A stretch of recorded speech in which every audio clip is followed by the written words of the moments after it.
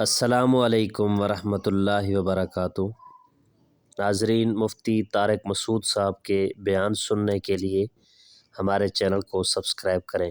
بہت بہت شکریہ۔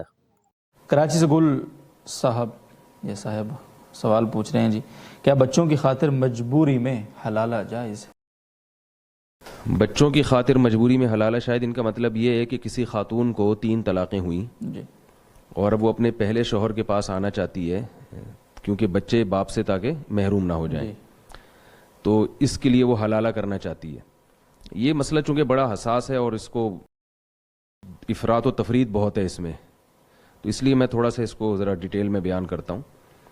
دیکھیے، قرآن مجید نے 3 طلاقوں کے بعد پابندی لگائی ہے صاف لفظوں میں کہ مرد اپنی زوجہ سے رجوع نہیں کر سکتا حتیٰ تنکح زوجا غیرہ، جب تک کہ وہ عورت کسی دوسرے مرد سے نکاح نہیں کر لیتی۔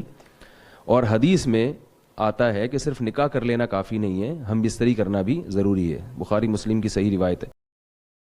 یہ ایک حلالے کا ایک ہے حکم جو قرآن مجید نے بتایا ہے، اور اس کا مقصد تھا مرد کو سزا دینا، 3 طلاقوں کا دروازہ روکنا تاکہ لوگ 3 طلاقیں نہ دیں تو سوچ سمجھ کے دیں، وقفے سے دیں۔ تو اب کیا ہوتا ہے کہ لوگ جلد بازی میں دھڑا دھڑ طلاقیں نکال دیتے ہیں، جو کہ ناجائز ہے۔ قرآن نے اس کو حرام اور ناجائز قرار دیا، اور حرام بھی اس لیے قرار دیا کہ تینوں واقع ہو جاتی ہیں۔ بعض لوگ کہتے ہیں حرام ہے لہذا واقع نہیں ہوتی، تو سوال یہ پیدا ہوتا ہے نا کہ جب واقع نہیں ہوتی تو حرام کیوں ہے؟ پھر یہ تو ایک بیکار الفاظ ہو گئے، زبان سے ہوا میں تحلیل ہو گئے، اسی لیے ناجائز کہا ہے کہ اللہ تعالیٰ نے کہا قرآن مجید میں ارشاد ہے کہ لا تدری لعل اللہ یحدث بعد ذلک امرا، شاید اللہ رجوع کی کوئی صورت پیدا کر دے، اس لیے حکم دیا کہ متفرق طہروں میں 3 طلاقیں دیا، اگر طلاقیں دیا کرو تو عدت کے میں تقسیم کر کے دو۔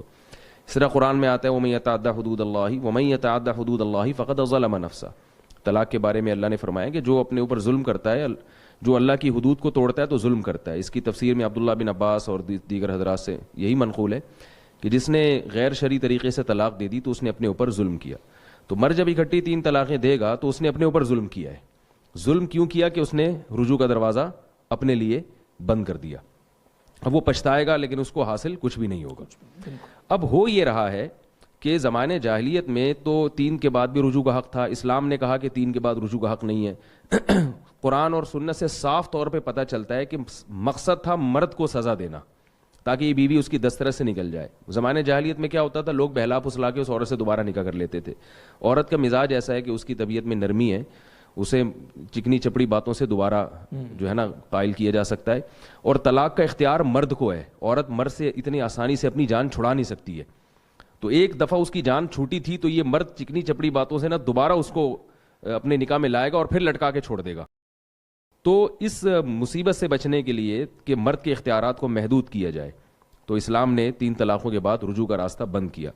لیکن یہ وہ دور تھا جس میں 3 طلاقیں نافذ ہوتی تھیں، یا قرآن نے جس دور میں یہ حکم نازل کیا اس میں تعدد زوجات کا رواج بھی تھا۔ ادھر عورت کو طلاق ہوئی اور عدت کے بعد فوراً اس کی شادی ہو جاتی، تو مرد پچھتاتا تھا کہ یہ میرے ہاتھ سے ایک عورت نکل گئی، عورت کی فوراً شادی ہوتی تھی، اس کے بچوں کی کفالت کا انتظام بھی ہوتا تھا، اور طلاق کو اتنا معیوب بھی نہیں سمجھا جاتا تھا کیونکہ طلاق عورت کے حق میں اتنا بدنما داغ نہیں تھی۔ اس کو ہم صحابیات کے واقعات جب دیکھتے ہیں تو جب بھی کسی صحابیہ کو طلاق ہوئی ہے پہلے سے بہتر رشتہ ہی ان کو ملا ہے، اگر دوبارہ بھی طلاق ہوئی تو پھر اس سے بہتر رشتہ ملا، بیوہ ہوئی تو اس سے بہتر رشتہ ملا۔ لیکن ہمارے یہاں چونکہ تعدد زوجات کا رواج نہیں ہے، ایک بیوی پر اکتفا کا رواج معاشرے میں چل پڑا ہے، تو اب خواتین کی بھرمار ہے۔ اب اگر کسی کو 3 طلاقیں ہوتی ہیں تو بیچاری ساری زندگی بیٹھی رہتی ہے، اور طلاق چونکہ عورت کے حق میں ایک بدنما داغ سمجھا گیا ہے، لہذا طلاق کے بعد آپس کے اختلافات بہت شروع ہو جاتے ہیں، تو بچوں میں چھینا جھپٹی شروع ہوتی ہے، جبکہ شریعت نے بچوں کے بارے میں قاعدہ ضابطہ بیان کر دیا کہ بچے جب تک بچے ہیں ماں کے پاس رہیں گے، اور 7 سال کی عمر میں وہ باپ کی کسٹڈی میں آئیں گے۔ جب ماں کے پاس رہیں گے تو باپ اس سے ملے گا، اور جب باپ کے پاس رہیں گے تو ماں سے ملنے پر کوئی پابندی نہیں لگا سکتا۔ لیکن اب جھگڑے اتنے ہوتے ہیں کہ کھینچا تانی ہوتی ہے، باپ کے پاس چلے گئے تو ماں سے ہمیشہ کے لیے محروم، ماں کے پاس چلے گئے تو باپ سے ہمیشہ کے لیے محروم۔ تو یہ میں اس لیے اتنی لمبی تقریر کر رہا ہوں کہ طلاق کے ثلاث کا جو فلسفہ ہے شریعت کا، اس میں بہت سے لوگ مرتد ہو جاتے ہیں، ایمان سے ہاتھ دھو بیٹھتے ہیں، بعض اپنا مسلک تبدیل کر لیتے ہیں۔ بالکل ایسا وہ اس لیے کر لیتے ہیں کہ معاشرے میں ہم اسلام کے جب کسی ایک حکم کو فالو کر رہے ہیں دوسرے حکم کو فالو نہیں کر رہے، یعنی ہم طلاق کے حکام تو اسلام سے لے رہے ہیں اور ایک بیوی پر اکتفا والا نظام وہ ہندوؤں سے لے رہے ہیں, تو بھائی باقی بھی پھر سسٹم آپ ہندوؤں سے لیں نا. یعنی ایڈجسٹ نہیں ہو سکتا. اسلام نے جس حساب سے طلاق کے احکام دیے ہیں اس حساب سے پھر نکاح کے بھی احکام دیے ہیں. تو یہ پوری چیزیں ہمیں اسلام سے لینی پڑیں گی. تو معاشرے میں سدھار کا یہی طریقہ ہے کہ ہم مکمل اسلام کو فالو کریں ہر چیز میں, تاکہ عورت کی ڈیمانڈ بڑھ جائے گی. جب ایک آدمی ایک سے زیادہ بیویاں رکھے گا تو عورت کی ویلیو بڑھے گی, ڈیمانڈ بڑھے گی تو طلاق کا ریشو خود بخود کم ہوگا. اور اگر طلاق دی بھی جائے گی تو عورت کو نقصان نہیں ہوگا. جو 3 طلاقیں دے گا نا مرد, اس کے لیے دوبارہ بیوی کو تلاش کرنا بہت مشکل ہو جائے گا. عورت کے لیے مشکل نہیں ہوگی, اس کے تو 10 لوگ انتظار میں بیٹھے ہوں گے اور رشتے بھیجیں گے اس کے لیے. لیکن جس کے ہاتھ سے سونے کی چڑیا نکل گئی ہے, اس کے لیے اب عورت کا حصول بہت مشکل ہو جائے گا. تو یہ پوری بات پہلے ذہن میں رکھنی چاہیے کہ اسلام میں حلالے کا کنسپٹ ہے کیا, اسلام نے حلالے کا کیوں کہا ہے. یہ پوری بات لوگوں کے ذہن میں نہیں ہوتی, تو لوگوں کو اسلام پر بھی اعتراضات ہوتے ہیں کہ یہ کیسا اللہ نے حکم دے دیا کہ مرد دے 3 طلاقیں اور نقصان ہو عورت کو, حلالے وہ کرتی پھرے. تو عورت کو نقصان نہیں, مرد کو نقصان دینے کے لیے, مرد کے اختیارات ختم کرنے کے لیے. اب جو عورت کو نقصان ہو رہا ہے وہ اسلام کے حکم کی خرابی کی وجہ سے نہیں ہے, وہ ہمارے معاشرے کی خرابی ہے.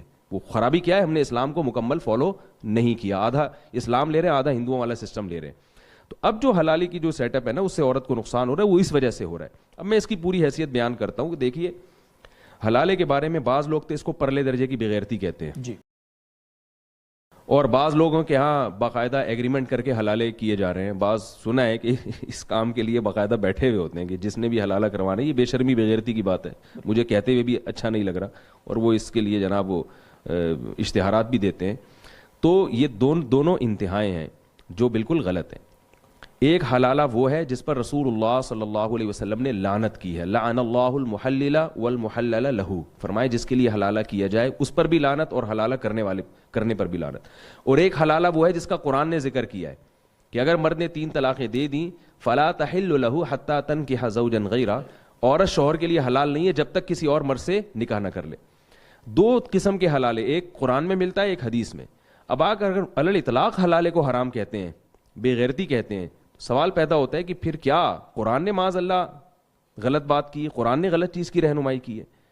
لوگ کہتے ہیں نا کہ یہ 3 طلاقوں کو نافذ کر دینا یہ حلالے کی رہنمائی ہے, خدا نخواستہ. تو اگر یہ حلالے کی طرف رہنمائی ہے تو پھر تو معاذ اللہ یہ کام قرآن نے بھی کیا ہے, تو آپ کیا قرآن پہ بھی الزام لگائیں گے؟ تو قرآن صاف لفظوں میں فتویٰ دے رہا ہے کہ اگر مرد نے 3 طلاقیں دے دی ہیں تو حلالہ کے بغیر عورت شوہر کے لیے حلال نہیں ہے. تو پتہ یہ چلا کہ حلالے میں ہم کو یہ فرق کرنا پڑے گا, ایک شرعی حلالہ اور ایک غیر شرعی حلالہ. غیر شرعی حلالہ جس پر حدیث میں لعنت ہے, یہ وہ حلالہ ہے جس میں عورت ایگریمنٹ کرے کسی مرد سے کہ میں آپ سے نکاح کر رہی ہوں اس شرط کے ساتھ کہ آپ ہم مستری کرنے کے بعد مجھے طلاق دے دیں گے. یہ وہ حلالہ ہے جس پر رسول اللہ صلی اللہ علیہ وسلم نے لعنت فرمائی ہے. اور ایک حلالہ جس کا قرآن نے ذکر کیا, یہ وہ حلالہ ہے جس میں ایگریمنٹ کے بغیر نکاح ہوتا ہے. اگر عورت کسی مرد سے نکاح کرتی ہے, پہلے سے کوئی ایگریمنٹ نہیں ہے, اور نکاح کے بعد وہ یہ سمجھتی ہے کہ میرے لیے پہلا والا شوہر زیادہ مناسب تھا, میں اس کے پاس جانا چاہتی ہوں, تو اس کے لیے دوسرے شوہر سے طلاق مانگنے میں کوئی حرج نہیں ہے. اس کے ناجائز ہونے کی کوئی دلیل نہیں ہمارے پاس. پھر دوسرے شوہر کو اختیار ہے کہ چونکہ اللہ نے طلاق کا اختیار مرد کو دیا ہے, وہ چاہے تو اس کو چھوڑ دے, چاہے تو نہیں چھوڑے. اگر عورت کے مطالبے پر شوہر اس کو چھوڑ دیتا ہے, بہت اچھی بات ہے, نہ صرف جائز ہے بلکہ باعث ثواب ہے.